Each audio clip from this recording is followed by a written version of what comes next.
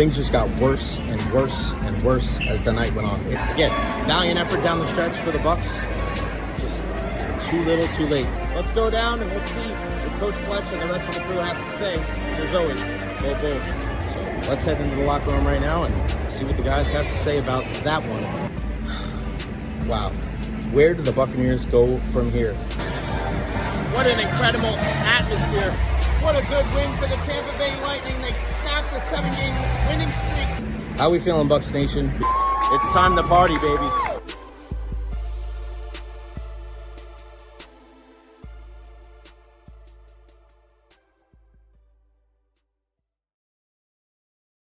What is going on, everybody? Welcome to the Recher podcast. Happy Tuesday to you and yours.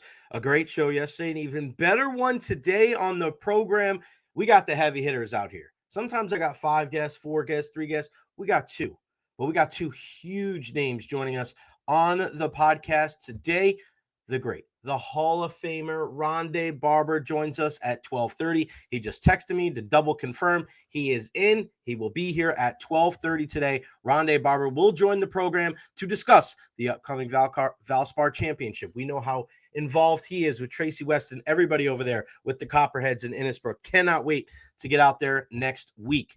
And, of course, we'll talk some Buccaneer football, too, with an incredible start to free agency. The Buccaneers signed another player today. We'll discuss that here in a bit. And then also at 1 o'clock today, one of the most respected voices, one of the most respected names in all of media, the one and only Freddy Coleman is going to join us on the program before his show. National radio guy with Harry Douglas on 3 to 7 every day on ESPN radio. He joins us on the program. And Freddie, to me, is like the cream of the crop, the elite of the elite, a guy that doesn't have to go up there and spew nonsense. He's not up there trying to tear people down. He's not a hot take shock jock. Like, Freddie is well-versed in so many different sports, and this is a guy that's clear. He's concise, and if there's anybody in the game that I would want to emulate, it's Freddy Coleman. And for many, many years, he was on overnights with Ian Fitzsimmons, and Freddie and Fitz it was incredible. It was insane. We had such a great time. And I'm so glad that I got to meet Freddie over the years at the Barrett Sports Media Conference, the summit there. And he's going to join us on the program today. I cannot wait to have those guys on the program today. Stephanie says you're going to enjoy your Valspar with Mama Recher family. You got that right. Mom and Dad are coming down. Shout out to everybody that's tuned in on the chat now. Big night last night for USF women's basketball. Shout out to the ladies. How great was that to be able to see them do their thing? Carla Brito, 17 rebounds. You have got to be kidding me. Insane. 69-59. The Bulls take on North Texas tonight in the tournament semifinal. So please keep an eye out. 9 o'clock tonight. Let's support our Bulls. Go usfbulls.com for all the information. You got to go check them out. Number 2 seed, North Texas, taking on our Bulls there in Fort Worth. Of course, they got the home court advantage, but I think we have the better team. 9 o'clock tonight, go support our Bulls. Chris Godwin and Jason Light speaking over at One Buccaneer Place over at the Avon Health Training Center at 3:30 today. So I will actually be heading over there after the show. So I'll be over there. So make sure you follow me on all social media platforms at Recher, because I'll have all the videos and the pictures and everything going on over there at the Avon Health Training Center at One Buccaneer Place. Like and subscribe, everything here on YouTube, guys. Every single like, subscription, follow, share, every single one of those things really, really do help. So thank you all for doing that. Lightning back in action tonight up in Carolina against the Hurricanes. We'll break that down after our chat with Freddy Coleman. So plenty to get into today. Again, if you missed any of the interviews from yesterday, what a busy day on the program yesterday. All that stuff up on my YouTube page. The tiny link is tiny.cc/JRetcher, but you're here on the YouTube page. Just hit that subscribe and that notifications bell so you get hit up when I am going live. The Buccaneers just made another move. The Buccaneers bring in another player. And after what they were able to do yesterday at the beginning of free agency, and I put out the video, I hope a lot of you guys checked it out. I don't know if they could have started free agency better. I really don't. What they were able to do, bringing in Chris Godwin, re-signing Chris Godwin. We know what happened on Friday, bringing back Lavonte David. bringing back Ben Bredesen, so there's no questions on the offensive line. And then also going out and getting Hassan Reddick, who the more and more people that we talk to and the more and more people you hear from, it's, wow, what a great move for the Buccaneers.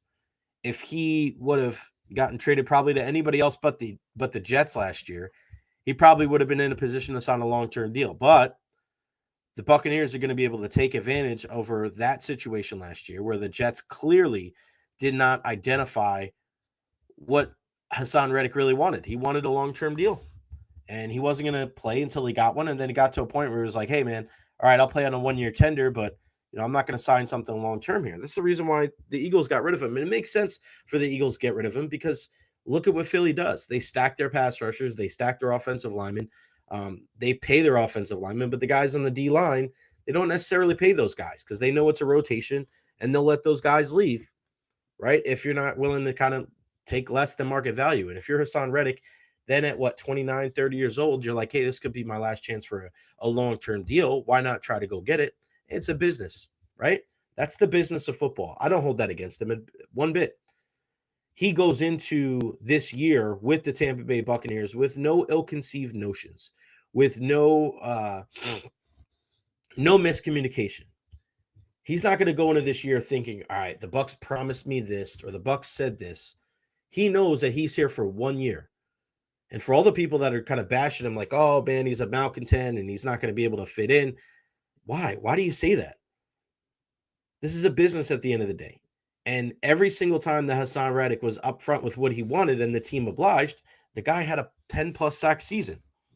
So I don't really see this being much of an issue at all. I'm excited to see what the guy can bring to the table. And I want to see if he can elevate and raise the play of the players around him. Yaya Diaby and Chris Braswell. I still think that they're going to draft the guy, regardless if it's the first round or not.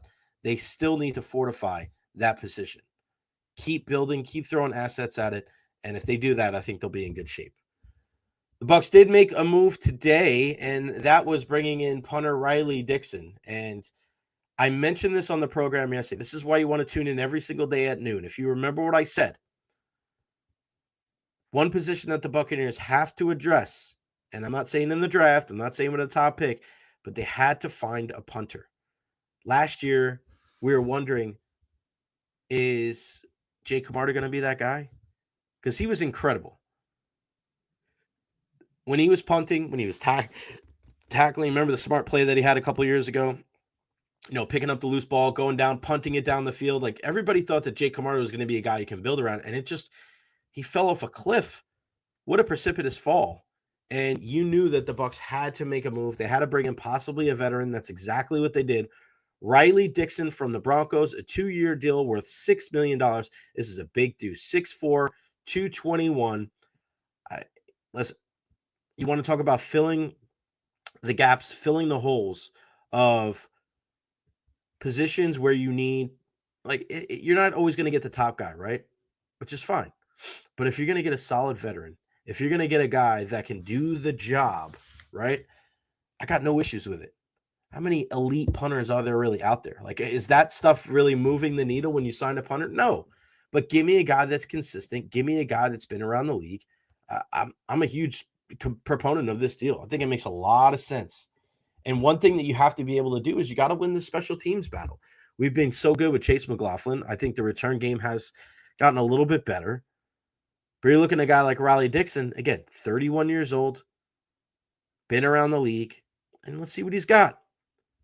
Respected name around. I know that was part of Matt Matera's battle plan over there on Pewter Report. You got to go check that out. But he was with the Broncos for a couple of years, the Giants for a couple of years, Rams for 1 year. Then went back to the Broncos for 2 seasons. But, hey, man, I got no issue. I got no issue whatsoever. And if you see the picture that has been put out when he was with the Rams that 1 year, he had a game where he had no punts. Do you remember what that game was? That game was the game that Baker Mayfield started. How cool is that? Let me see if I can find that picture for you guys. Riley Dixon. Yeah, I got to find this for you guys because it is great. It's so funny how sometimes you can spell something wrong. It's like, oh, no big deal. And other times, here we go. All right, let me pull this up for you guys real quick.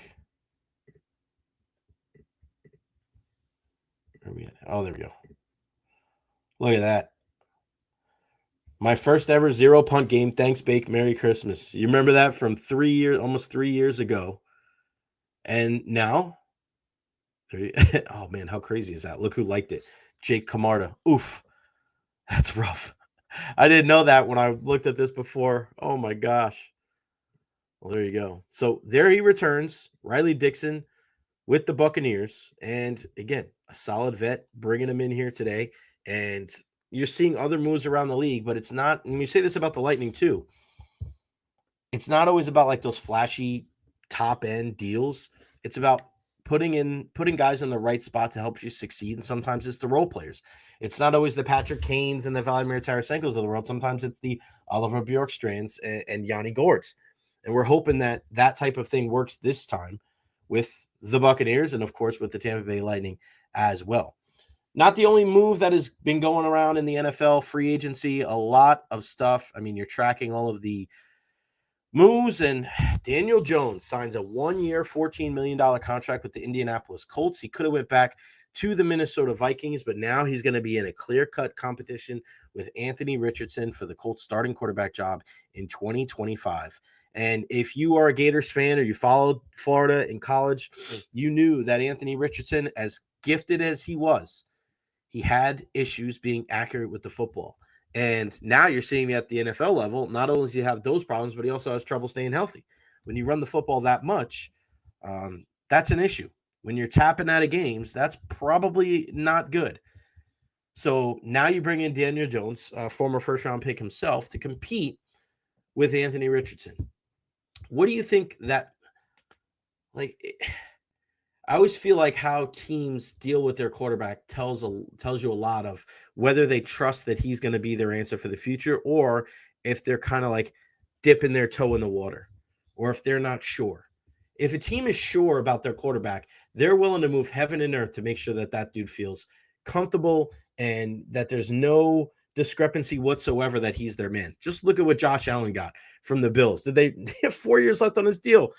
They moved the money around. Now he's the highest paid quarterback in the game. Like, I mean, okay, right? It is what it is. But they didn't have to do that, but they did. Christian Fulton, this is just coming out. Former Chargers cornerback Christian Fulton agreed to terms with the Kansas City Chiefs on 2-year, $20 million deal. So he stays in the AFC West, goes from the Chargers to the Chiefs. But yeah, that move, bringing in Daniel Jones, what kind of message is that sending Anthony Richardson? Now, you hope that it would be, hey, man, we're bringing in some competition. You got to be ready to go toe-to-toe with this guy and prove that you were worthy of that first-round pick. And if he cowers and he bitches and moans and complains and Daniel Jones wins the job, then, wow, what a waste of a draft pick for Anthony Richardson. My goodness, that could not have worked out any worse. Remember a couple of years ago, they played well against who? They played well with who? Yeah, Gardner Minshew as the quarterback. Or no, was it Gardner Minshew? Gardner Minshew and Joe Flacco was the Browns that year. I mean, Flacco's been around, but it was Gardner Minshew that led them to the playoffs. Remember that? Yikes. No bueno. Let's see some of the other moves that were around. I really like Dre Greenlaw going to the Denver Broncos. Watch out for Denver. Denver's trying to make some moves.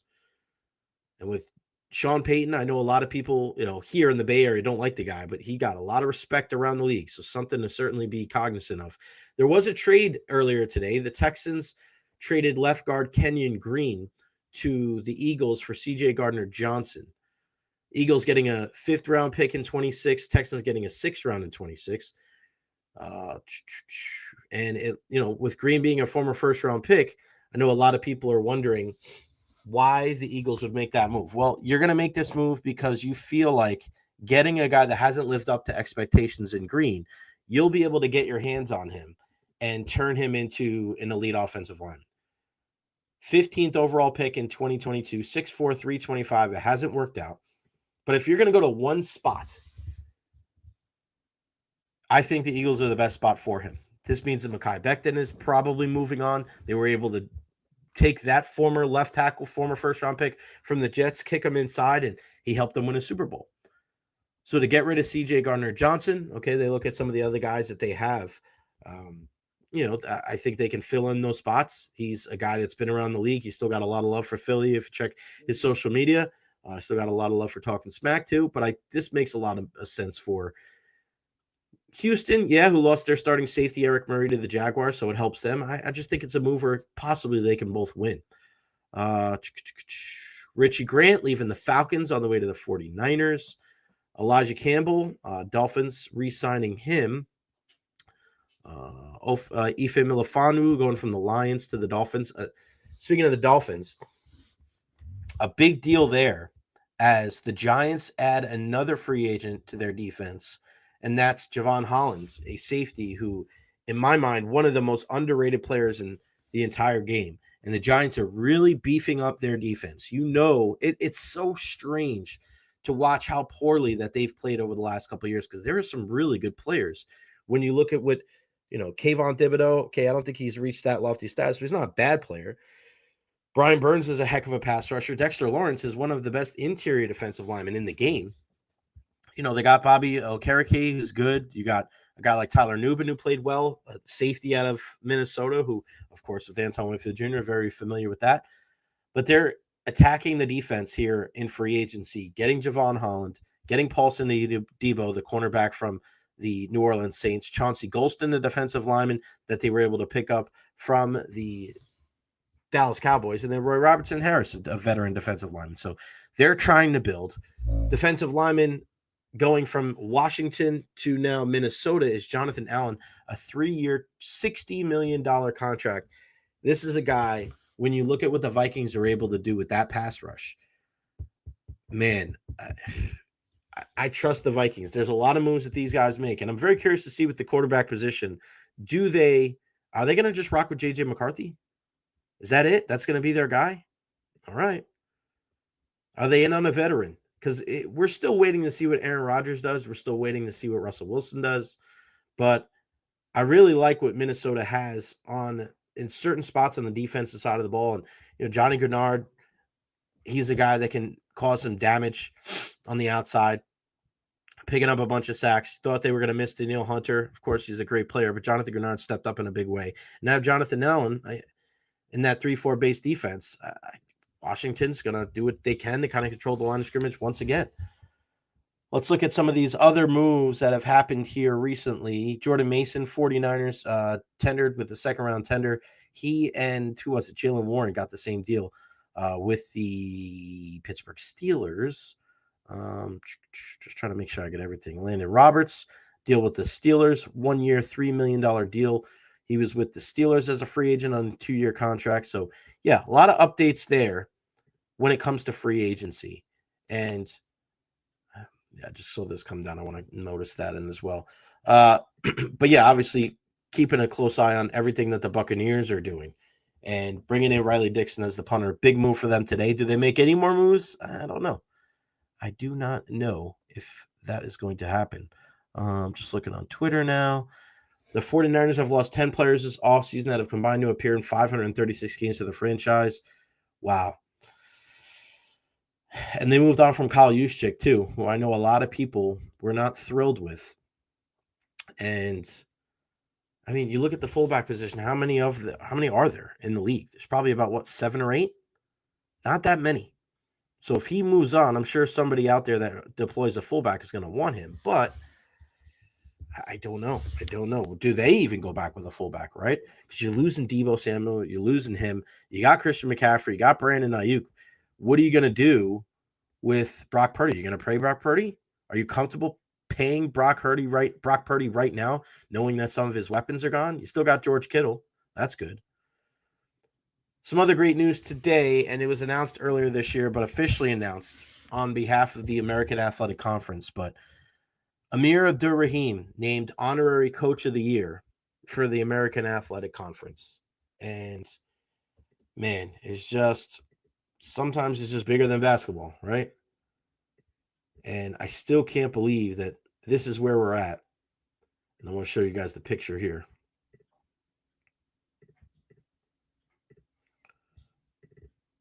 There it is.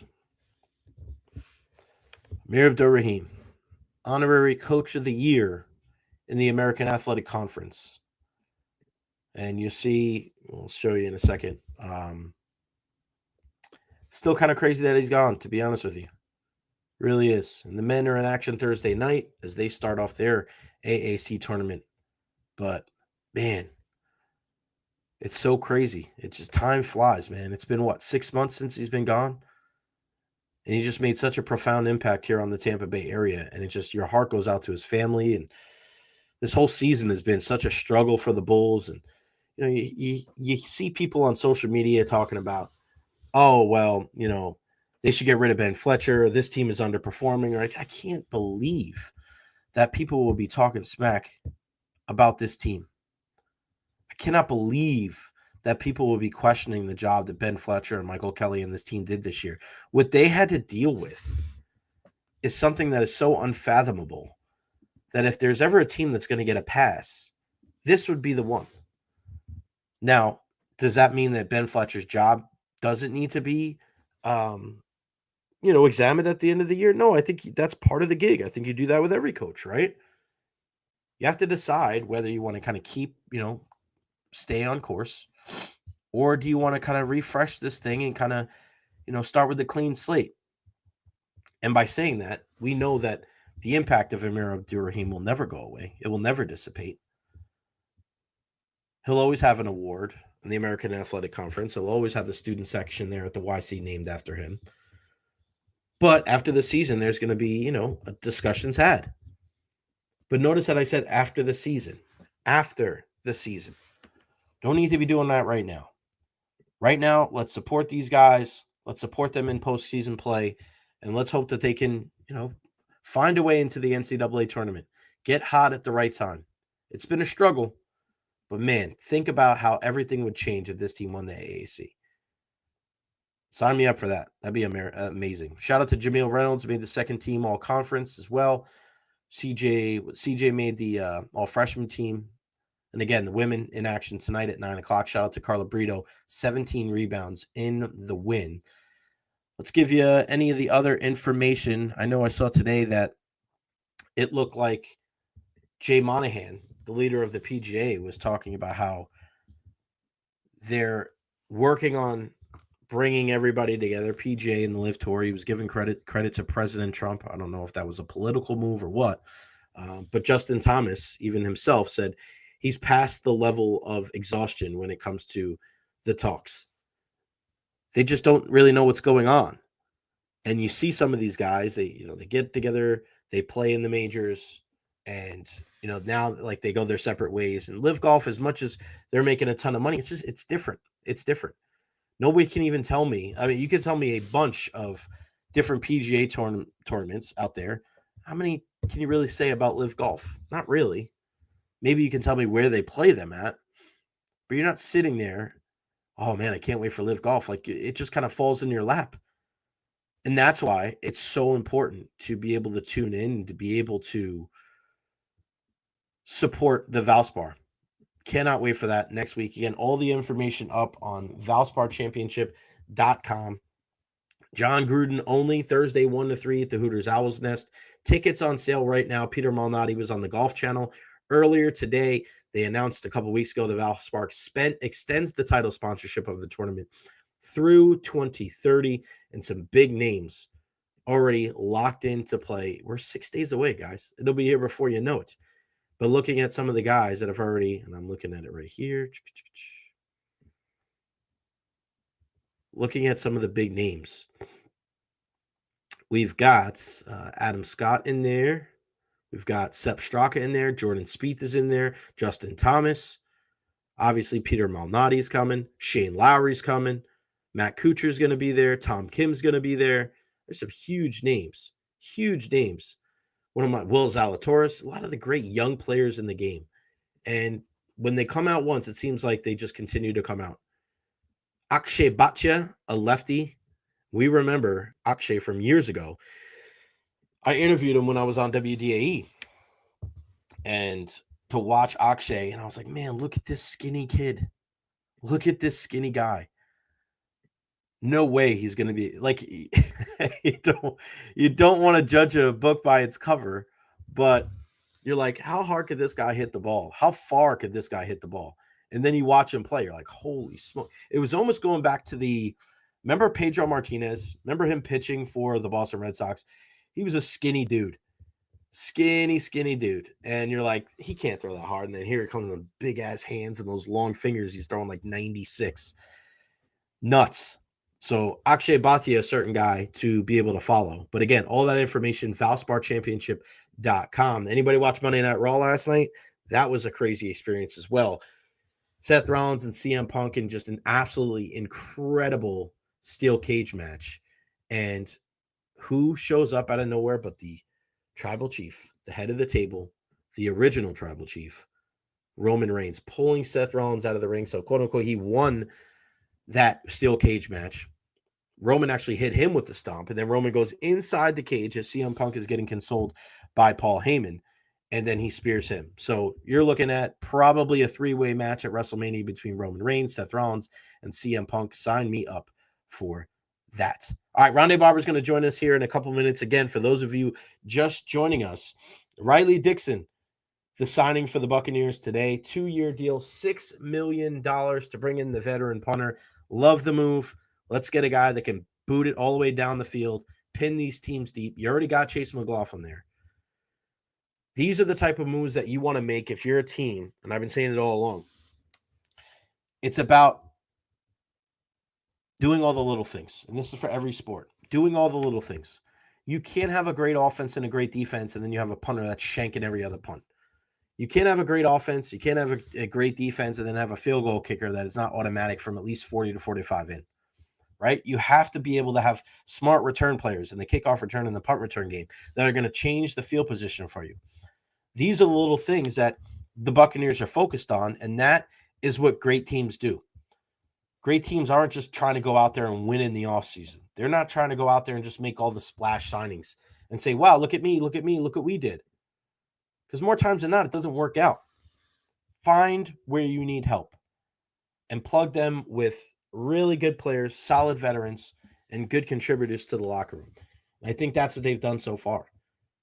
And the best teams are the ones that retain their players. The best teams are the ones that don't let those guys go to free agency. They find a way to negotiate early, to use that dead cap. They hold on to the right guys. And that's what the Buccaneers have done.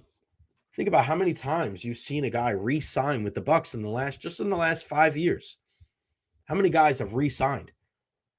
After the Super Bowl, people thought Shaq Barrett was gone, came back. People thought, how many times did people think Chris Godwin was going to be gone already? Like 3, 4? He's re-signed every single time. Every time. Ben Bredesen, journeyman, comes here. Solid year. Not the greatest, but I think he will get better. They signed him to a 3-year deal. That's a big deal. That is a big deal. Bringing that guy back. Of course, we talk about Hassan Reddick, but I'm just talking about right now guys re-signing. And you have to shout out Jason Light and Mike Greenberg and the entire crew, because people were wondering after that Super Bowl season in 2020, what was going to happen for 2021. Do you remember what happened? Yes. They brought back every single starter, 11 on the offensive side of the ball, 11 on the defensive side of the ball. All 22 starters from that Super Bowl winning team returned. People didn't believe it then. I don't believe it now. And now you look at it with all the starters. You know, we saw Big Bob Hainsey go to Jacksonville, but he wasn't a starter. He got beat out by Graham Barton. But you look at all 11 starters. You look at Tristan and Gedeke and Malk and Barton and now Bredesen and Baker and Bucky and Chris and Mike. And who else? Jalen McMillan and then Kate Otten. There's 11 guys. All 11 guys on the offense are back with the Tampa Bay Buccaneers. That continuity, especially when you have a new play caller in Grizzard, that is going to go a very long way to deciding whether or not this team is going to be productive and also a team that can make a long postseason run.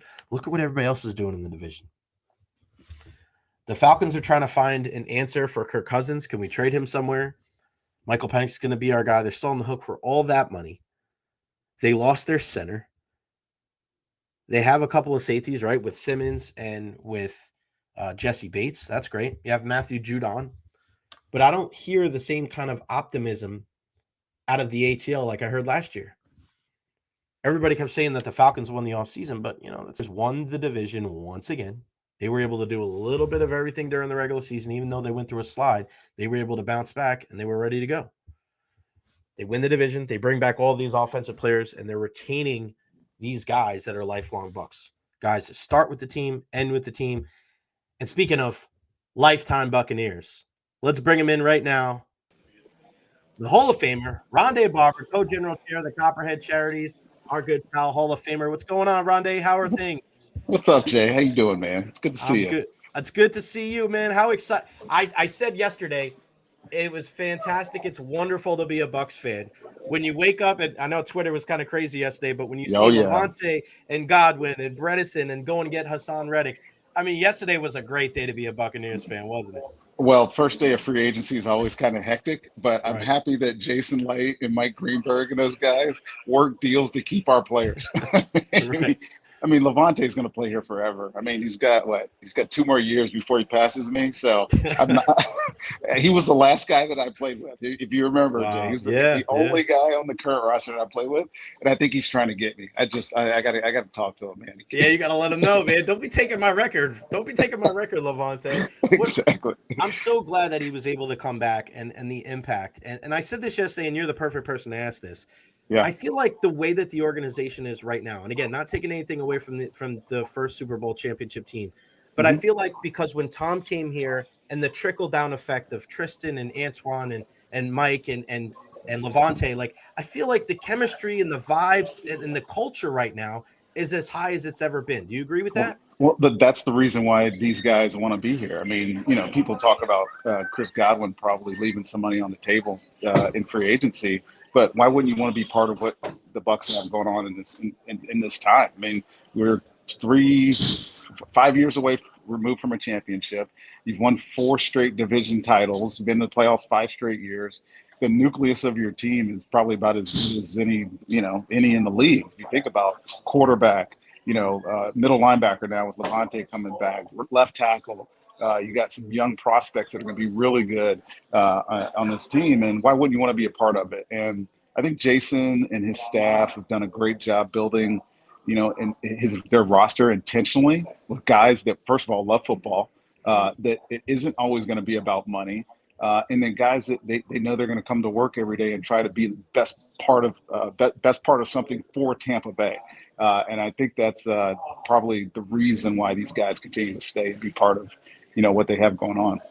Hassan Reddick signs a deal, and I think a lot of people like that. $12 million guaranteed, 14 total, less than Khalil Mack. And people are, some people love it. I think it's a great idea. The guy's already proven that he can, do a big thing on a 1-year deal like he did in Carolina years ago. But some people are a little worried because of what happened last year with the Jets.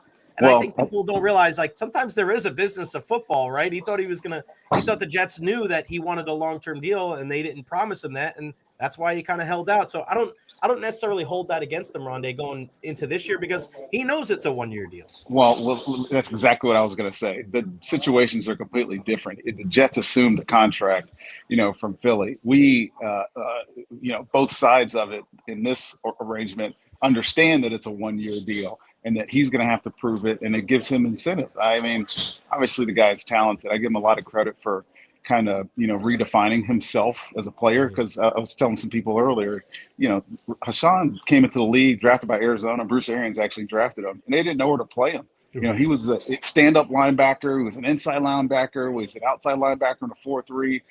But in college, he had been an edge rusher, and that's ultimately what he got back to being. And he proved himself there. So I like the signing. We need help on the edge, obviously. We need help at cornerback. Those are 2 positions you can never have enough talent at. So hopefully he helps solve one of our problems on defense. Hey, going off the tangent a little bit, what do we got to do to get Tiki in the Hall of Fame, man? Yeah, right. There's a lot. There's what it is, Jay? There's a huge queue of running backs waiting to get in the Hall of Fame. But I don't think you should be in a conversation unless you were the very best at your position for any number of years. And Tiki was definitely that. I mean, he's a 2,000-yard rusher. 2,000-yard all-purpose guy multiple times, 1,800-yard rushings in his last year. He's the only guy other than Marshall Faulk and LaDainian Tomlinson that have the type of consistent numbers that he had over the stretch that he had, that 6-year period.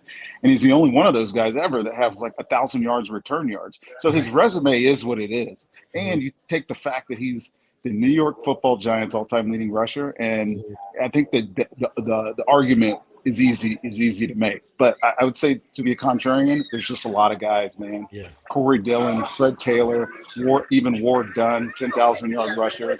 There's a long list of guys that just haven't been able to get past the threshold at running back into the Hall of Fame these past couple of years.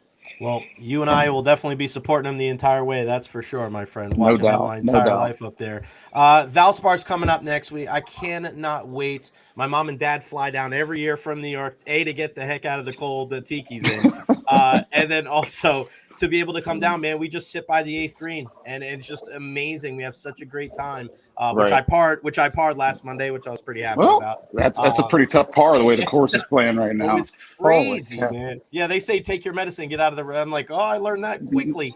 Very quickly. But how exciting is it right now to know that Malnati's coming back, Spieth and Thomas and Bhatia and Zalatoris, and then the extended partnership through 2030. I mean, this thing is humming right now, and man, it's got to be exciting for you knowing that we're less than a week away.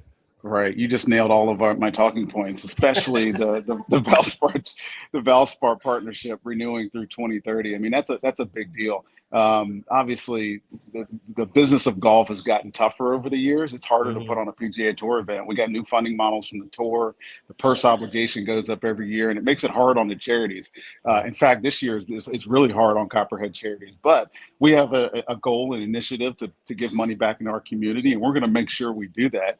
But we need people to come out and support it. Obviously, we got a bunch of shared hospitality available. We got sponsorship goals that we're nearing, and it helps that we have a great field. Jay, you mentioned a couple of those guys. Sam Burns, our 2-time defending champions, back, and Adam Scott committed. I think we're close to getting Xander to commit. It'd be awesome if he did. There's probably going to be a couple more surprises in the next couple of days. Guys deciding if they want to play, and give a lot of credit to Tracy West for hunting those dudes down and making this tournament what it is. But this is set to be one of our best fields ever. I think 22 of the top 50 in the world are already committed to the event. So it's going to be a fantastic weekend. Obviously, the week starts on Sunday. We got a Copperhead 5K, the Publix Copperhead 5K on Sunday, which I got to find a way to finish and get through. and then our week of golf starts with all the pro-ams before everything starts on Thursday. And then, of course, we have Jordan Davis at our Valspar Live presented by Chick-fil-A on Saturday. So it's going to be an awesome week, Jay. I can't wait for it, and hope a bunch of people come out and join us. Yeah, I've been touting it for the last couple of weeks. Had Tracy on a couple of weeks ago, and I talked to Tracy years ago, and like she was like in an airport hangar, and you're like, right. The collaborative effort that it takes to put this on, it's really incredible. And what she's doing 365 days a year, I don't think people realize, unless we talk about it and tell them, how important she is to like getting this going and having, like you said, 22 of the top 50. Right. She is on the go. I don't know if she ever sleeps, probably doesn't. And if she is sleeping, she's probably working in her head. But yeah, she's got a tough job. I mean, I think, as you know, we're the host organization, Copperhead Charities is, but we've contracted ProLink Sports, so she works for to manage and run the event. And so she does all the day-to-day operations, all the money, making sure that our field is set, make sure the build is right. Well, obviously, we have great people on our team and our sales staff that she also works with to help, bring all this revenue into this to our organization. But it doesn't work without her. She's a special lady, man. And I've got to know her over the last 9 years. I've been her general chair for the last 4 years and working side by side with her. You realize how much work she does put in and how special she is at doing her job. So I love her. She's we wouldn't be surviving without her. I promise you that. How's your game looking right now? It's pretty good. I played a member guest the other day and didn't play my best. So I'm on a tweak. I got to get it right before I go to the Copperhead because despite what Milton and Helene tried to do to that golf course, it is in unbelievable shape, man. So a lot of credit to Innisbrook getting that course up and running and playing the way it is now. I hear the greens are amazing. So I always need my best for this week. I don't want to embarrass myself in front of the tour pros I got to play with in the pro. I saw a picture a couple weeks ago. It was you, Sapp, Brooks. Yeah, and Gruden. on the golf course. And it's funny because I just saw Derek, because I've been doing a lot of USF softball games. His daughter, man, she's incredible there at the hot corner. She's really, really good. What was that like? And you guys will walk through history forever, right? With that team, no it's doubt. something that regardless of whether you know what I mean, like how far away you guys may go, coming back, like you guys will always have that. You'll always have that special bond. But when you can do something like that and get on the course together, what is that like? Yeah, that was pretty cool. So Gruden had a bunch of his Barstool people come out and did a little competition. I smoked them. I was playing my best golf that day. I killed them. I don't know when they're going to release it. Actually, I think they're delaying the release because they were so embarrassed by how much I beat them up. but the reality is, you're right, Jay. We'll always have that. That connection will never die. In fact, those guys do stuff for Valspar. John's going to be out at Valspar on Tuesday doing an event, and then he's got a meet and greet at Hooters on Thursday too. So John's on part of this gold council that we just formed, that I was a big part of bringing some local celebrities into our fold and use them to help benefit the tournament. And it's a little quid pro quo that John and I have, and he's awesome. I love being around him. I can't believe he's not coaching because he still has a passion for it. He's the same guy he was when he was coaching me. So, do you think he'll coach in the NFL again one day? If he wants to, I know that. I know he wants to. So it's about getting the opportunity. And if he does, I'm sure he'll be great at it again. I know the big news. You were happy that he got back into the Ring of Honor. I know a lot of people, a lot of his former players supporting that decision big time. I'm glad you brought that up because the initial reaction was one that I think kind of shocked a lot of people, and we all know John, and he's not what people portrayed him to be. So I think the Glazers have done a great job here, re-engaging with him. Business side of the Tampa Bay Buccaneers doing a great job, getting him back involved in the things that happen at One Buck Place, and having him back in Ring of Honor. It feels like his rightful destination. He's Super Bowl winning coach. He changed the course of this franchise, and there's no doubt that he is one of the best characters that's ever been in Tampa Bay, and I think he rightfully deserves to be back up there. Yeah, I was thinking about it the other day. How many people on the team right now will be in the Ring of Honor? Right, because you got Lavonte, you got Mike, maybe Chris, right? There's Tristan and Antoine, right? There's just like you start looking down the line. It was almost like it was 20 years ago. Where you're like, Ring of Honor, Ring of Honor, Ring of Honor. So that was pretty exciting. Before I let you go, I want to ask you about our good friend John Cooper. John Cooper bringing home the gold for Team Canada, and everybody knows you guys get along. When's the last time you talked to Coop, and have you been keeping in track of the Lightning at all? Yeah, I was just at a Lightning game a couple of weeks ago. My neighbor is Steve Griggs, so the CEO of Vinnick Group. So I spent a lot of time with him. I was actually out with you talking about Gruden. I was actually out with Gruden and Steve Griggs and a couple that other was people that picture I saw. Okay, Gruden posted it. Gruden posted like, me and my guy Steve Griggs. I was like, what a and they were combo. Right, and they were betting on the USA Canada game, and I was with Griggs the other day at the Lightning game, and we FaceTimed Gruden because Gruden hadn't paid up yet. You know me and my crazy shoes. I wore red and white shoes with a blue suit with a red, white, and blue tie after USA lost. Just thinking I'm sticking it to Julian and sticking it to Cooper. And I'm like, I got red, white with the blue. And I walk in, and what does Julian and Cooper both say? Hey, look, red and white shoes. You must have been supporting Team Canada. I'm like, you son of a bitch. Mother. God damn it, man. There's nothing I could do, man. They got me. What are you going to do, my friend? ValsparChampionship.com. All the information is on there.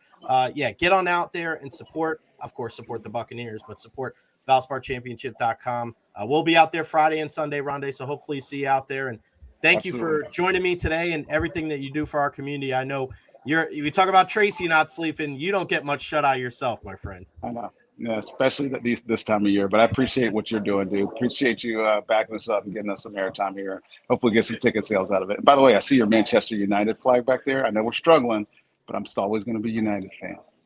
That's why I love you, Ronde. And you know what? They announced today they're building a new stadium, 100,000 seats there in Manchester.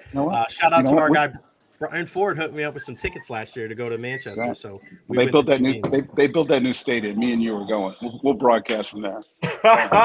You heard it here first. Ronde Barber and Jay Recher live from the new Manchester United Stadium there in Manchester. Ronde, always appreciate your time, my man. Thank you so much. Talk to you soon, buddy. I'll see you next week. Yep. See you in a week. All right, buddy.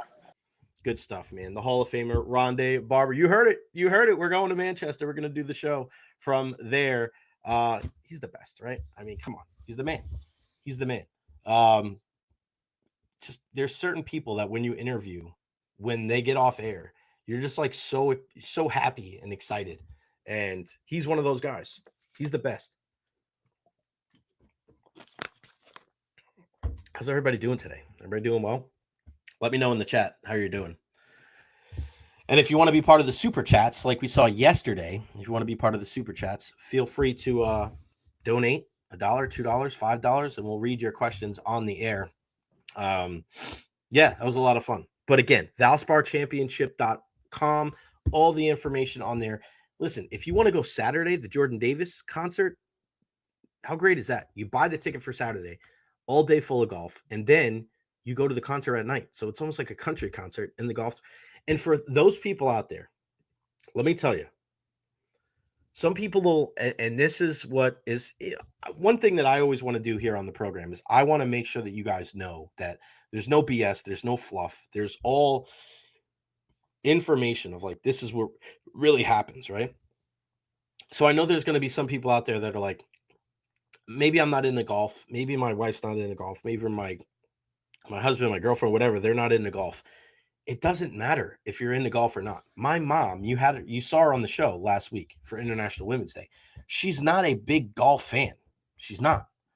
But she loves going to the Valspar every single year because she can go out. It's beautiful weather. Everybody is so nice. Everybody's got a smile on their face. And for us here in the Tampa Bay area, it is great to give back to our community. It makes such a profound impact on people here when you go over to Palm Harbor for that tournament. So if you have an opportunity to be able to go out and go to this tournament, trust me, it will be well worth it. Come by and say hello. We'll be by the 8th green. We post up our chairs there and we just chill the entire day. Food, drink, nobody bothers you. You're there with your sunglasses on. You're just kind of beautiful weather. Or if you're one of those people that want to follow somebody, like if you want to follow Justin Thomas, if you want to follow Jordan Spieth, right? You can do that. Follow them from hole 1 to hole 18, if that's what you want to do. That's going to be a big ass crowd, no doubt about it. But you have the option to do that. And I think that's a beautiful thing. Go out there and support. ValsparChampionship.com. Go sign up today. Let's see what else we got going on in the sports world while we were talking to Ronde. Anything new? No, not yet. How about Ronde? We're going to Old Trafford, man. We're going to Manchester United. That would be so awesome. College basketball, when you're looking at everything that's going on, and I cannot wait for tonight, USF women, 9 o'clock. We, of course, have the men's basketball team on Thursday. But this is when it really starts kicking into high gear. If you're a college hoops fan, or even if you're not a college hoops fan, now is when you want to tune in. You want to tune in right now to be able to see what's going on. And you see some of the most incredible finishes to games, these buzzer beaters, these incredible comebacks. I can't stress to you guys enough the times to watch things, right? To be able to watch college basketball at this time of year, it really is like no other. And when you look at sports, especially the ones that you don't know as well, ones you're not as familiar with, it's all about the scope that you watch them in. And I've been saying this for years when it comes to soccer. When it comes to soccer, people are like, soccer's slow, soccer's boring, there's just no action. And I tell people, it's not about that. It's not about watching it just like, it's not it. And that's not how you watch it. You got to watch it with more of a baseball type of scope rather than football. If you're staring at the action, waiting for something to play, it's not going to happen. Soccer's so much different. It's about the buildup. It's about getting closer to goal. It's about getting a shot on goal, right? It's about the little things. So I think, to me, that is what you have to do for college hoops if necessarily you're not a fan. Now's the time of year because everything is so intense. The defense is incredible. The buzzer beaters, the late game comebacks, give it a shot. If you're not a college hoops fan, especially our team here in the Tampa Bay area, you should do that. David Velasquez, would you drop Dean for free agent Asante Samuel Jr.? You can't drop Dean first. You can't drop him first. And you're seeing how much these guys are getting paid around the league. You're seeing how much these guys are getting traded for around the league. Look at how much money that a guy like Carlton Davis got. I wouldn't be so quick to get rid of Jamel Dean unless you had guys there at the corner position. Because what have we noticed about the cornerback position over the years? Is that the guys get banged up. Is that just with the Bucs, or is that with everybody? It seems like that. It's like that with a lot of teams around the National Football League. Like, it's not just the Bucs. And I know we have like a weird scope because this is the team we watch more than anything. You watch Jamel Dean, you watch Carlton Davis, you watch Zion McCollum. I get that, right? You watch Sean Murphy Bunting dating back to the, a couple of years ago. And maybe Jamel Dean's not your number one, but maybe you get an opportunity where Zion's maybe your number one, like no doubt now, and then you fortify that position with some one-year deals in free agency with multiple draft picks. I would address it kind of like what the Eagles did. Go out there and get DeJean. Go out there and get Mitchell, 2 guys. And then, you had Darius Slay, you had James Bradbury, and by the end of the year, it was really the young guys that were playing more. They didn't get rid of those guys until these guys were proven to be able to play, right? That's something that I think the Buccaneers should learn from and then go forward with. Like Dolan is saying here, at this point, Bucs should keep Jamel Dean, draft a cornerback with one of the first 3 picks and another with the 6th. I'm not opposed to that. Then you have a year in there where, listen, the best man wins. It's the same thing as the running back position when people are talking about getting rid of Rachaad White. You don't want to get rid of Rachaad White. You need as many good players as humanly possible. You never know what's going to happen when it comes to injury, when it comes to performance. You just don't know. Don't get rid of good players. Don't get rid of players that can help you in some form or fashion. Now, Jamel Dean, is he a guy that is going to be a starting corner in this league? Is he a top corner in this league? I don't think so, but he's a big guy. He's not afraid to make tackles in space. We would love to see him come down with the football a little bit more, but it's hard for them to be able to go out and get a guy that they know, like Jamel Dean, because they like their corners big. They like their corners being able to tackle.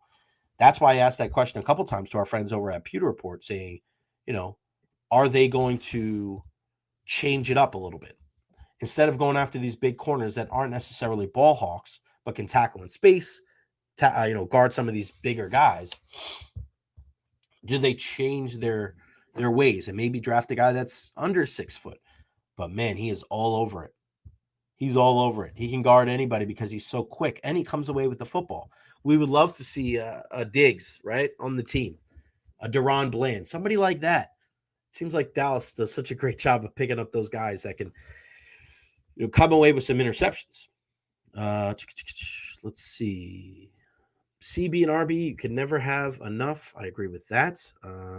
Chris Cole, all these teams throwing a boatload of money at free agencies. Free agency is a crapshoot. You're right. Bucs basement, maybe call me a Debbie Downer, but I'm not seeing how adding only Hassan Reddick is going to change the Bucs defense. No, I don't think it's just them. I think it's going to be, you have to have multiple guys.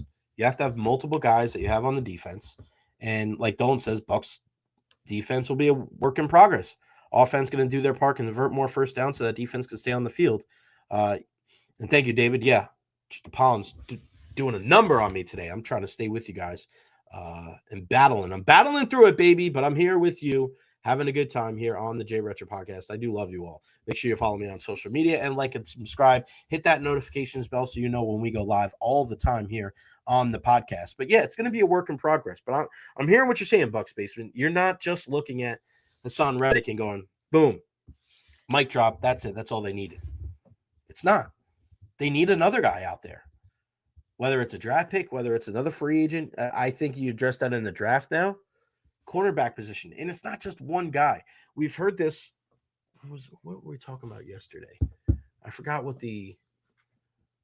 was it a position? Oh, it was a soccer conversation about strikers for certain teams, for Arsenal. For positions in sports that are more than one player, right? Obviously, we're not talking about like a goalie in hockey. We're not talking about a quarterback in football.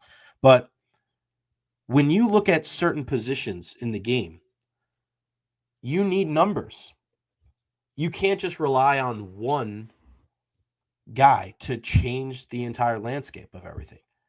So when you have a pass rusher like a Hassan Reddick, when you address it in that manner, you say good, but not great, we're done. It's good, but we have to add more.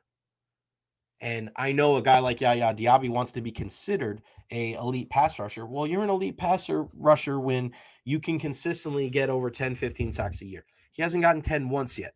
So I don't want to hear anything about pressures. I think pressures is one of the most overblown stats in all of sports. Who cares if it's about pressures every single year? If you're a guy that has a bunch of pressures but never gets to the quarterback, that means you're never getting any strip sacks. That means you're never directly involved with turning the football over or getting possibly a turnover on downs or just a team losing it down on that play. It means you're getting close. It means you might affect it in a minor way. But I think pressures mean less and less because of why? Because you're getting more athletic quarterbacks out there. Guys making plays off platform. Guys being able to roll outside the pocket, keep their eyes downfield, and still fire a strike. Like a Patrick Mahomes, like a Josh Allen, like a Lamar Jackson. So, yeah, pressures are great. But again, this is another stat of almosts. There's nothing almost when it comes to a sack. That's it. It's like baseball for hits or hockey with goals. There's no kind of. It's a hit. It's a goal. It's a sack. That's it. There's no gray area. It's black and white. You either do it or you don't do it.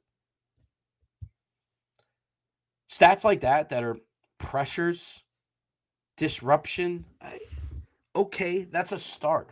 But that's smoke. We don't want smoke. We want fire. We want fire on the outside. A bunch of smoke ain't going to help you. Look at what the Eagles were able to do in the Super Bowl. They were able to get to Patrick Mahomes. Then the pressures matter. Another thing is with the linebacker position, talking about numbers, you need to have more guys than just Lavonte David. KJ Brett's not coming back. A guy like JJ Russell is a special teams guy. And for all the talk about Servassier Dennis, and I know a lot of people that are high on Servassier, and I get it. Great dude. Love what we were able to see with him when he was out there. But the key to that statement is when he was out there. And if you remember, and there was something that Todd Bowles said, and I wish that we could find it, but there was something that Todd Bowles said at the end of the regular season about Servassier Dennis. And somebody asked him about his health and whether he was ever going to get back. And it was such a vague answer because he's been dealing with injuries dating back to college. And the way that he answered that question, it was almost like, is he ever going to be 100%?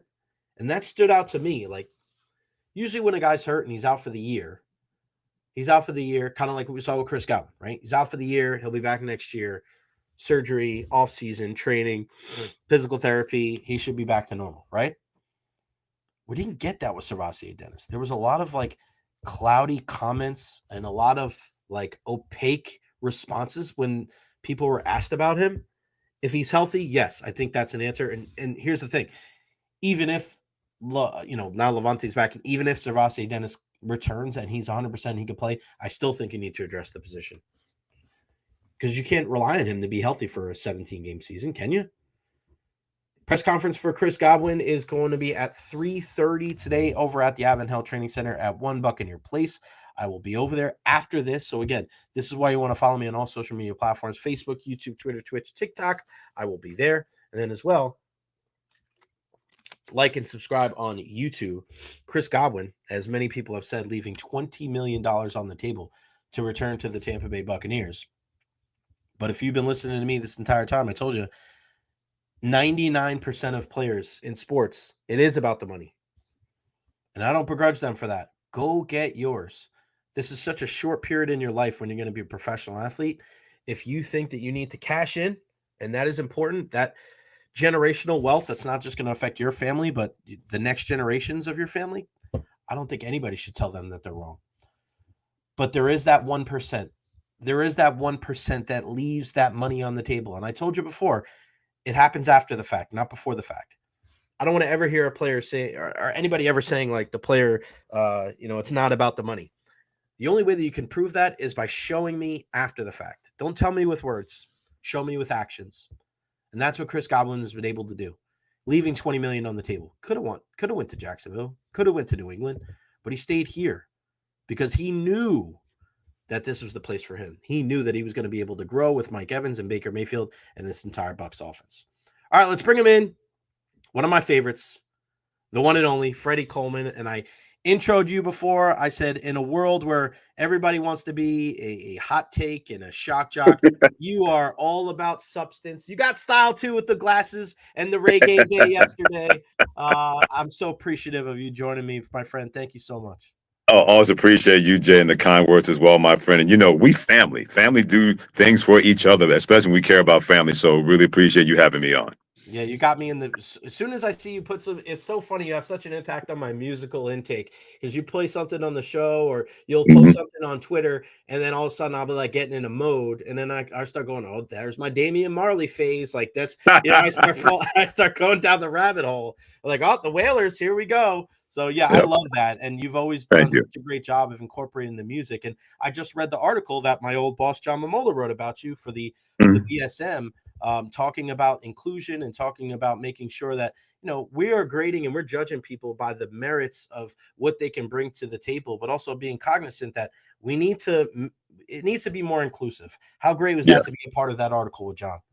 Well, it was funny because you mentioned that, Jay, because when John had a chance to get in contact with me, I said, okay, this will be very revealing because as somebody who's been in the business as long as I have, you've seen a lot of faces and been a lot of places, no matter whether you worked in sports talk radio or me being a program director in music radio, a music director in music radio at different locations, whether it's in Portland, Maine or in New York City. And the one thing I was really, really glad about being in those places was that people who are in charge of things wanted inclusion. They wanted different perspectives. They didn't just want it to just be one perspective from either one person's side or a people's side, or depending on your social status or your financial status. They believe that the more ideas and the more interaction you could have with everybody involved in any situation, that was going to make any radio station better, whether it was professionally or personally or even spiritually. So I've been really, really blessed that a lot of situations that other people have gone through, I've gone through them, but I've also been on the other side where somebody said, I don't care what he or she looks like. What do they bring to the table that I need to make this work? And if that's going to be the case, then they can have one eye rotating side to side in the middle of their forehead like Cyclops. I don't care. And so I've been really, really fortunate that to have a perspective on both sides of those things, Jay.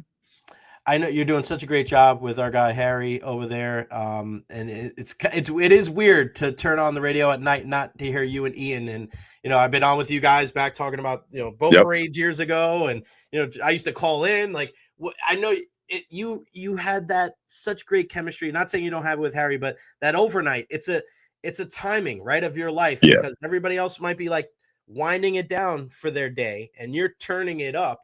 Like, what is that like? What's that adjustment been like for you? It's funny you mentioned that, Jay, because I think it's the same kind of principles, whether you're doing 3 to 7 every afternoon or what I did for many, many years, working until 1 o'clock in the morning and sometimes 2 o'clock in the morning. It's all about making sure people get home safely to their destinations, because you're right, working that at that time of night, whether it was second shift people or people about to go to their third shift jobs, you want to make sure they got to their destinations safely. It's the same principle when it comes to afternoon drive, because plenty of people are either going to be in their car or on their way to their car to drive home, and they turn you on and they tune you in. So those principles haven't changed with me, because a lot of people do a lot of in-car listening, whether it's terrestrial radio, whether it's satellite radio, whether it's a smart speaker on their phone. But more often than not, you're going to have people in their vehicles on their way. Either they're winding down their day or maybe their day's about to get started. So that's the one principle, Jay, that really has not changed. If we can get you home safely, because that was our approach when it was Freddie and Fitzsimmons, and that is definitely our approach when it comes to Freddie and Harry. If we get you home and you don't want to get out of your car because you're afraid you're going to miss something, then we know that we got a pretty good thing going on each and every afternoon from 3 to 7. Freddie, how, and again, I grew up in New York, listen to Mike and the Mad Dog. Like I was one of those kids. I didn't know any better. Like I didn't know that not everybody listened to sports talk radio, because my dad was a coach, my grandfather was a coach, and on the way to baseball practice or hockey practice or anything that we did, my entire family, there was a good chance that FAN or ESPN was on, right? Like that's just the way it goes. But I never got into it saying I wanted to be this guy or want to be this guy. But if there is one person, I'm not just saying this, you're here, I've said it when you're not around, I like that you have a measured approach into what you're saying. And my thing is that I've had even my dad ask me, like, do you ever feel the need to just say things, to just say it, or to be that shock jock, hot take, let's make sure that they can clip it and put it on their phone? I've always said to myself, I'd rather take a long road to get to success being who I am, rather than taking a shortcut to speak out of my ass and to not be right. Do you have that same kind of sentiment as well? I've always been that way because I figured, Jay, I got a big enough mouth anyway that people are going to hear me. So I don't need to go to that level to say, I got to say this way. I got to say it that way to get attention.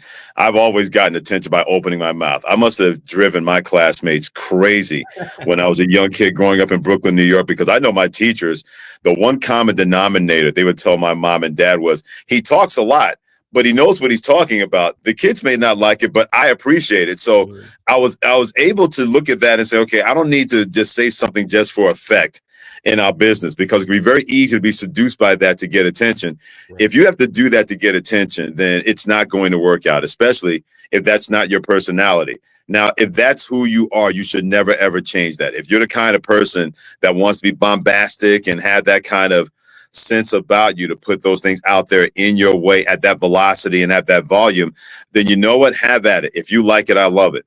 But there have been plenty of people, Jay, in our business, and we've run across a couple of them that felt the need to do something like that. And you come off as not being authentic. You come off as not being genuine. And no one's going to look at me and say that I'm not genuine or that I'm not authentic. You may not agree with what I have to say. As a matter of fact, I'd be completely stunned if you did. But if I have a chance to be heard, I don't feel the need to grab somebody by the throat and say, pay attention. I can do it my own way to lean you in and draw you in. And then all of a sudden we can have a civil discourse. Yesterday was such a big day, Freddie, NFL free agency, and everybody was losing their mind because Twitter was down. I felt like an American. Sometimes when you go overseas, you go to Europe, and you're like, man, the internet is so slow, and you're like, man, is this really a problem? Yesterday, I felt like the entire country was like that. Like, we're freaking out because we don't know where people are going in free agency. What was the big team or the big move that kind of stood out to you the most yesterday, NFL free agency? Boy, there were so many. I mean, you look around and say, wow. I mean, the Houston Texans apparently don't want anybody to block for C.J. Stroud. They got rid of 3 of their 5 offensive linemen. I still think the one thing that really jumped out to me was Sam Darnold signing with the Seattle Seahawks. It could have been very easy for him to go to a better situation with better personnel when it came to the Pittsburgh Steelers or somebody else. But he has an affinity with Mike McDonald. And I think Sam Darnold wanted to have a chance to have his own team. That's not to say he's an ego person, that it needs to be him and everybody else. He's gone through way too much in his NFL career to be that kind of person. But I think having a chance to go to Seattle in that division, playing in the Pacific Northwest, he gets a chance to be closer to home since he's a California kid. I thought those things were very appealing to Sam Darnold. So when I saw that contract, I wasn't surprised by the 3 years over $100 million. That didn't surprise me at all. But I said, wow, why would he go to Seattle? I'm thinking, okay, they move on from Smith. They moved on from him, and he goes to the Las Vegas Raiders when it comes to Geno Smith. And he's the perfect guy for what they want to do. They're going to run the football effectively if they can keep their running backs healthy. Their offensive line is really not bad. They got a bunch of what I like to call Eastern Promises bouncers that'll throw you out of the club in that Seattle Seahawks offensive line. And you have Jackson Smith-Njigba, who is that close to being an elite wide receiver, and they'll find other people, even though they moved on from Kevin Lockett and DK Metcalf. So when I saw that, I said, there's a purpose to that, even though I was very surprised that he was able to go there and maybe not think about the Pittsburgh Steelers. I always thought that growing up, Giants, Steelers, like Packers, those teams that are just, they're different than everybody else, right? They travel. Yes. I mean, we see it down here in Tampa, like they travel. I look at the Giants and the Steelers and I go, man, you had Eli, you had Ben Roethlisberger, and ever since then, it's just like, what is going on here under center? Who do you think is going to be the quarterback when it is all said and done? Is Aaron Rodgers one of those guys? Like, who's going to be the Steelers quarterback? Who's going to be the Giants quarterback? Because out of all the questions that have been answered over the last 48 hours, those are 2 of the biggest ones that have yet to be. I still think Aaron Rodgers is going to go to the Pittsburgh Steelers. And I know there was a report that came out today from Adam Schefter that the Minnesota Vikings could still be in play. I don't think you'd want that if you're Kevin O'Connell when you got J.J. McCarthy, who you believe is going to be ready to play, because he was pretty much ready to play last year, Jay, before he had that injury. And then Sam Darnold went out there and just lit up everybody for 14 wins in a playoff appearance when nobody saw that coming from him and the Minnesota Vikings. So I don't believe that Aaron Rodgers is going to go there. I think he's going to be a Pittsburgh Steeler. And I think the New York Giants are going to mind up taking Russell Wilson because he is the last quarterback standing, especially Daniel Jones signed that 1 year, $14 million deal to Indianapolis Colts to push Anthony Richardson to be the starting quarterback with that team. And if you're Russell Wilson, the Steelers have told you that they don't want you. If they had their choice, they'd rather take in Justin Fields. But Justin Fields got that offer from the New York Jets to finally have his own football team. He'd have been a fool to not take that contract. So if you believe getting a DK Metcalf at 5 years, $150 million, and you got George Pickens, you got Pat Fryermuth, you're going to re-sign Jalen Warren at running back, you got a decent offensive line, you believe this can bring you closer to Joe Burrow in Cincinnati and Lamar Jackson, the Baltimore Ravens, you need that kind of quarterback, because Russell Wilson showed when the competition stepped up, he couldn't do it last year after he had a great start to the season. Aaron Rodgers was really, really good the final 7 games of the regular season. And it could be very easy to say, well, he didn't have anything to play for. He could have dialed out, but he didn't. Right. So that just makes all the sense in the world to me, that you get Russell Wilson as your stopgap, you draft the quarterback in the first round or in the second round, maybe Tyler Shuck, who I think is going to be a terrific prospect from Louisville. You get him in the second round, or Jackson Dart if you want to trade down from Ole Miss. But I think that's going to be the play for the Giants. Bring in Russell Wilson as your stopgap and have Aaron Rodgers on the other side going to the Pittsburgh Steelers, and maybe they take a quarterback later on in the draft too. Freddie, I wanted to get your opinion on the Buccaneers. Dan Orlovsky sent out a tweet, I don't know if it was last night or earlier today, saying that Jason Light is one of the most underrated GMs in the NFL. And I'm like, well, I don't know if he's underrated. I mean, the guy just keeps, he brought Brady here. He drafted Chris Wirfs and Antoine Winfield. People look at the Roberto Aguayos and the moves that's farther and farther away. I mean, you just look at what he's able to do, drafting Bucky Irving, drafting Jalen McMillan, right? His first draft pick ever was Mike Evans, drafting Chris Godwin, retaining these guys. They retained all 22 starters after the Super Bowl. They retained all 11 starters on the offensive side of the ball. I just wanted to get your opinion from like a national side from afar. Like, what do you think the overall view is of Jason Light, the Buccaneers, and their prospects of being a competitor in 2025? I don't think he gets enough credit for not only taking chances on guys, but taking chances on the right guys. Many people wonder why you're bringing in Baker Mayfield. There's no way he's going to be a productive quarterback. Well, we've seen what he's been able to do when he has an organization that trusts in him after he was thrown on the sword by the Cleveland Browns, because everything that went wrong, they blamed him.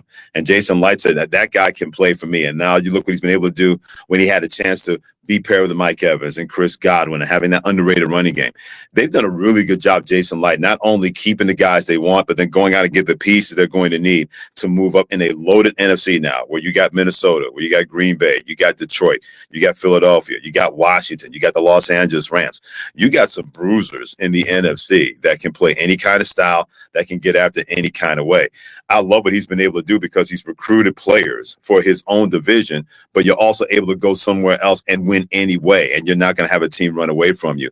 I don't think Jason Light and his scouting department get enough credit for what they've been able to do in the Tampa Bay Buccaneers organization. 1,000%. I want to switch gears a little bit and talk a little college hoops. I don't get to do that much down here unless it's USF. I think this is one of the craziest college hoops years ever, with the SEC, with Cooper Flag and everything. So great to see our guy Dickie V back out there. We know he lives here locally. But man, it's just this. I told somebody a little bit before, they're not a big college hoops fan. I said, now's the time. Get in right now. Conference championship play. You see the craziest. Who's the player or who's the team that you're keeping a close eye on through the conference play and also into the NCAA tournament, that'll, whether it's for possibility of winning a championship or just pure entertainment value? Well, for me, I think the Houston Cougars are a legitimate team. Right. They can play any kind of style now. It used to be that they wanted everything to be a rock fight, Jay, but now they have guys who can score, and they have guys that can play inside and outside. They don't mind getting on the fast break because they know they're going to out-defend you and get after it. So that's a team I look at and say, man, I would not want to draw that team at all at any given time in the NCAA tournament. I think they're going to be really, really good. Auburn, I don't worry about Auburn so much. I know they're going to play well. But when they have those lulls then I think they get lax on defense, and that could be a problem. They were able to get away with it a couple of times this year and playing in the best conference in the country, where one night you got Missouri, or one night you got Vanderbilt, another night you got Alabama, or you got Kentucky, or you got Florida, or you got Tennessee. Man, that's a murderer's row of teams that can do that. But when you get in a turn, one and done situation, if you have one of those lulls and you got a hot shooting team on the outside, then the crowd turns against your basketball team. I wonder how they're going to handle that. Cooper Flag, to me, is the best player in the country for Duke, and he's gotten better and better and better each and every game. But the best part about that, Jay, is that he's been able to drag other people with him. They've gotten better, not just defensively, but sharing the basketball. Or as our friend Steve Lavin likes to say, they do a great job of sharing the sugar, where the ball just doesn't stay in one spot. That's a team that is long and athletic on the front line that we haven't seen from Duke in recent years. I'll give you a team that, if they're on the side of a bracket, and let's say if you're a 5 or a 4 seed, you don't want to see them, that's that Drake basketball team out of Missouri Valley Conference. They are really good with Bennett Sturts, one of the 4 Division II transfers that came with their coach from Northwest Missouri State, where he's part of a national championship team and got to the Final Four last year. They can shoot the basketball. They run great offense. They run great sets. And they're a team that will make you work on the defensive end, and they make things very tough for you on the offensive end. If you get a Drake that's a 12 or a 13 seed, and you see that, you may start to get the willies go, oh boy, because they're going to be well coached and they're going to be well prepared for anybody that they're going to play. We know those 5-12 matchups every single year. Somebody's going down, and my dad's happy about the Johnnies, man. I mean, I remember I was very, very young when Mullen and all the rest of the guys there, and Luke Carnesecca, and then I remember the Artest days with Bootsy Thornton and Felipe Lopez. Like that was, I was like, man. And then and now Rick Pitino's come there and done such a masterful job. I feel like it's a part of basketball, and it makes me harken back to the old Big East days, because I don't know if we'll see that again. Even though the SEC was great this year, and I'm smack dab in the middle of it, even watching old videos of the Big East in the 80s and the 90s, and to see Rick Pitino and St. John's there, it seems like everything is right with college basketball, especially in the Northeast when they're in there. There's no doubt about that, because we maybe should have expected this, Jay, because year 2 where Rick Pitino has gone, they've always vaulted up. Year 2 at Boston University, they win their conference championship, the North Atlantic, and they get the NCAA tournament. Year 2 at the New York Knicks, they win their division and get to the second round before they lost to the Chicago Bulls. Year 2 with Kentucky basketball, they win a national championship when he got there. Year 2 with Providence, they go to a Final Four. Year 2 with Iona basketball, they win the conference championship in the MAC. So I guess we should not have been surprised, because it takes a special kind of person to play for a guy like that, because you're going to get the 100 from Rick Pitino. He is not going to mince words. And I know that halftime speech that went viral when he had a chance to have that comeback versus Providence. And believe me, I taught the players that played for him. They'll tell you that was relatively tame, how he used to be in college basketball. He said, those guys at St. John, they got off really, really light. But he also knows exactly when it comes to preparation. We saw that the days of Louisville, where he was so good at taking away what you wanted to do and make you play left-handed. And when you tried to do the same thing, they're always great with their counters. They're always great with their adjustments. He is perfect for tournament basketball, and he's got what I like to call Noah's Ark. He's got 2 of everything: 2 point guards, 2 shooting guards, 2 centers, and he has guys that make plays, whether it's Kadari Richmond or RJ Louis. So I think it's going to be Big East Player of the Year. UB Ejiofor, I think, could be the most underrated player in the country, where he can play inside and outside. He's so good protecting the rim at 6'9". They have a very deep team that even when they have injuries, guys step in and they play extremely well. That's another team that, whether they get a 2 seed, I think it's more than likely they get a 2 seed. I don't think they get a number 1 seed. But I know from a number 1 seed, I'm thinking, I hope they put them on the other side of the bracket. Don't put them with me, because that's a team that'll make you work for 40 minutes. Last one out of me, Freddie. I know you got to get ready for the show. I got to ask you about Garrett Cole and the unfortunate news that we saw yesterday. And I know Rays fans that are watching are like, no, unfortunate. I don't see anybody go down to injury, especially Tommy John, because there's no better indicator of like, all right, your season's over. And we've seen that a lot with some Rays pitchers here. But what does that mean for the Yankees and where they rank kind of in the hierarchy in the division? And, I still think there's a lot of pieces there. I know Luis Hill is down as well, but this is going to make the Max Fried acquisition even more important, and Carlos Rodon needs to step up. And now you're looking at, good thing they didn't get rid of my fellow Long Islander, Marcus Stroman, either. Fun fact too, my brother had 4 at-bats in high school. Two off of Marcus Stroman, and he had 2 hits. My brother was end of the bench guy, 2 for 4 against Marcus Stroman. But the Yankees, where are we at with them? Do you think this really – obviously it hurts not having Garrett Cole, but where do they go from here, Freddie? Well, they're used to playing like Garrett Cole. They want to get into the playoffs in the World Series last year when he was out the majority of 2024. This is not foreign territory to the New York Yankees, but these are the kind of situation I think they're going to really miss Juan Soto. When you can have a bat in that lineup that elevates his game and elevates Aaron Judge's game, you as a pitcher can go in there and say, even if I get 3 runs, I know those 2 guys over there are going to get 5 or they're going to get 4. That's where I think his absence is going to be magnified, Jay, because no matter what was going on, you could look at Juan Soto and say everything is going to be okay. Well, now that pressure is increased exponentially on Aaron Judge to try to make sure everything's going to be okay. He's not going to have John Carlos stand at the beginning of the year, but they did a really good job in free agency going to get depth in the pitching staff. So they'll be able to kind of temper that, not having Garrett Cole and not having Hill until maybe about May or June, whenever he's going to come back.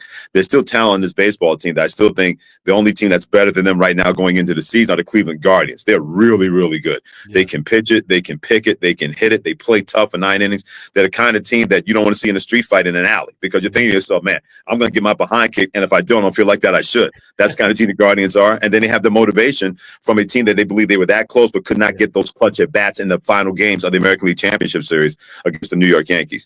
But because they have pitching depth and the hitting depth was compromised a little bit not having Juan Soto, I still think they're going to be a team that's going to win their division because they have that kind of talent. And I think right now only the Cleveland Guardians are better than the Yankees going into the season in the American League.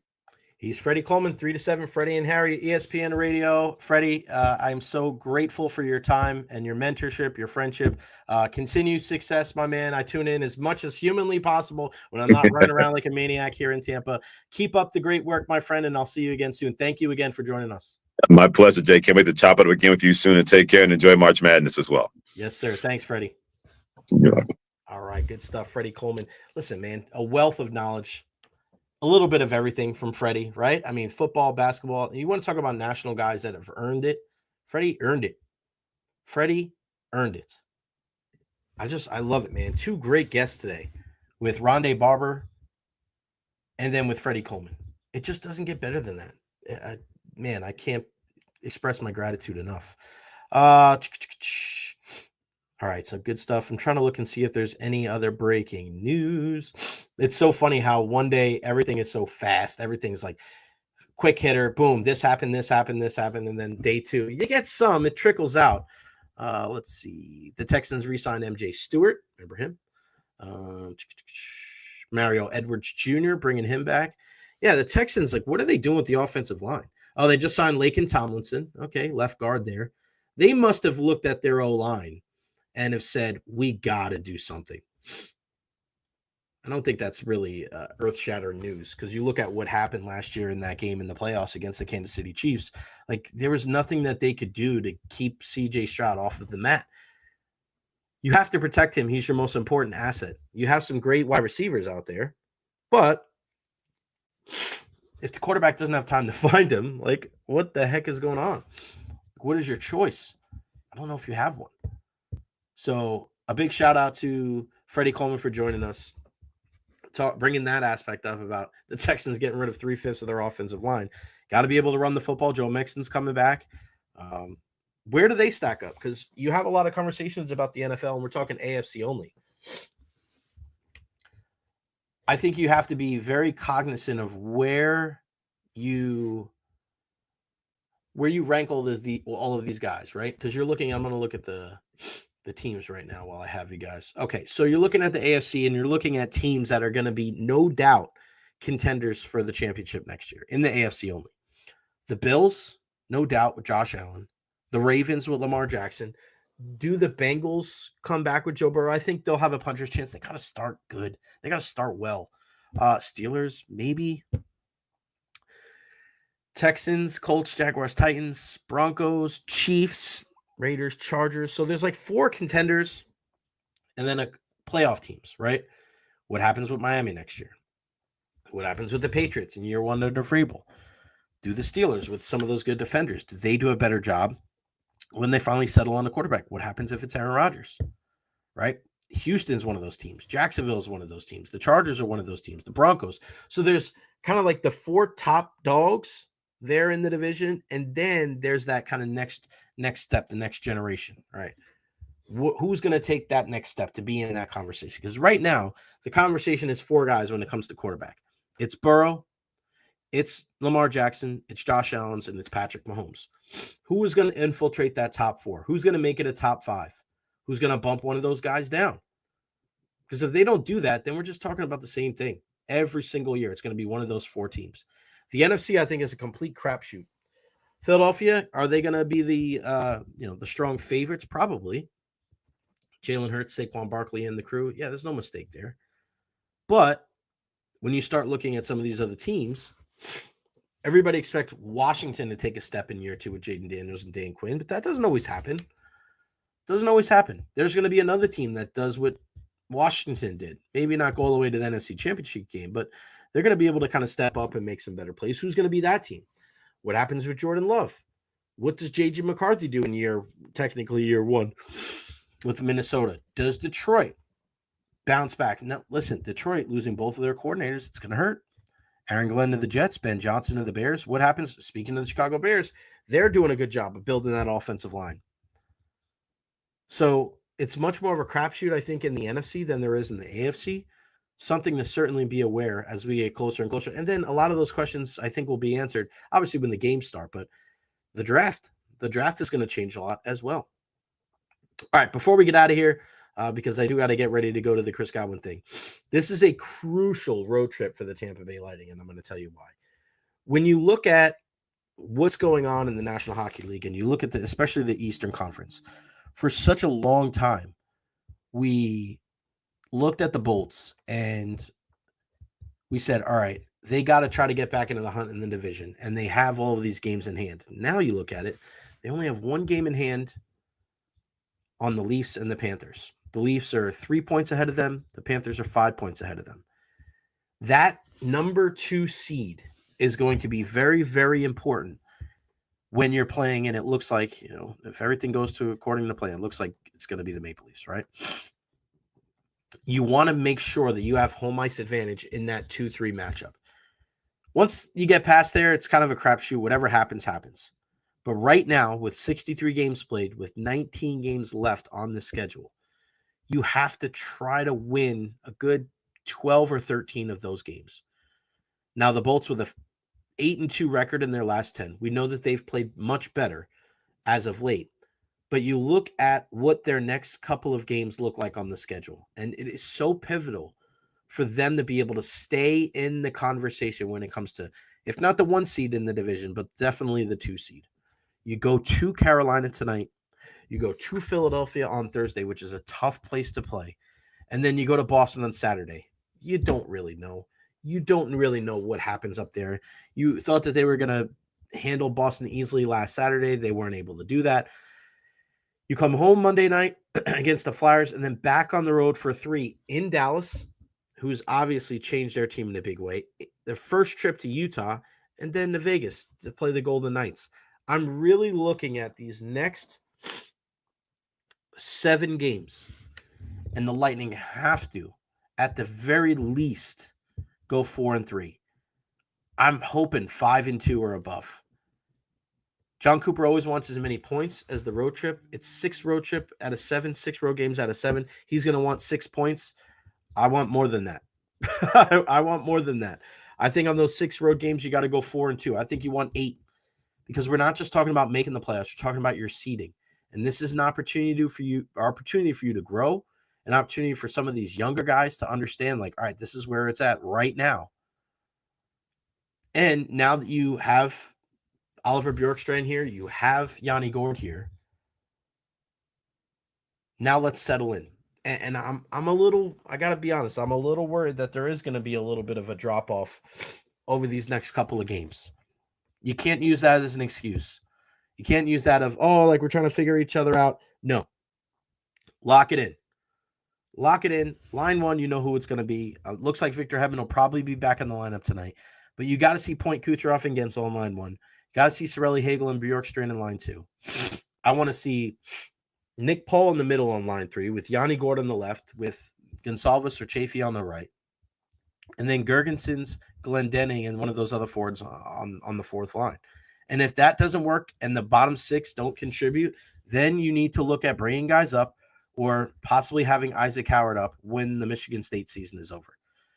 because I truly believe that this roster that we see right now is not the same roster we're going to see night one for the Stanley Cup playoffs. I think you're going to see a Dylan Duke, or you're going to see a Connor Geeky, or you're going to see a Jack Finley, or you're going to see an Isaac Howard in there at some point. It's going to get in there. So does that mean they have to fall? Does that mean they have to struggle a little bit for that to happen? Maybe. I hope not. But that's certainly something to keep an eye on as we get closer and closer to the postseason. Lightning in action tonight against the Carolina Hurricanes. Again, go check them out. It's an ESPN Plus game at 7:30 tonight. ESPN Plus, Hulu, and Disney Plus, and USF women's basketball at 9 o'clock tonight. Of course, women's lacrosse plays at 6 here at home. A doubleheader for the softball team against Bryant in Central Michigan, and then 9 o'clock tonight against the number 2 seed North Texas. Go watch that game and support Coach Jose Fernandez and our Bulls. Go Bulls all day long. Eric Erlinson is going to join us on the program tomorrow. We know Eddie Encina on Thursday. Plenty more irons in the fire. I'm going to go rest up a little bit, try to lay down. My head is pounding. I want to lay down for about 20 minutes before I head over to One Buck and check out this Chris Godwin press conference. Big thank you to Ronde Barber for joining us on the program. Freddy Coleman for joining us on the program. Make sure you guys like and subscribe. Everything I do on social media at Recher. Like and subscribe on YouTube as well. Everybody have a wonderful Wednesday night, or Tuesday night here in the Tampa Bay area or abroad, and we'll see you tomorrow at noon right here on the Recher Podcast. I'm gone.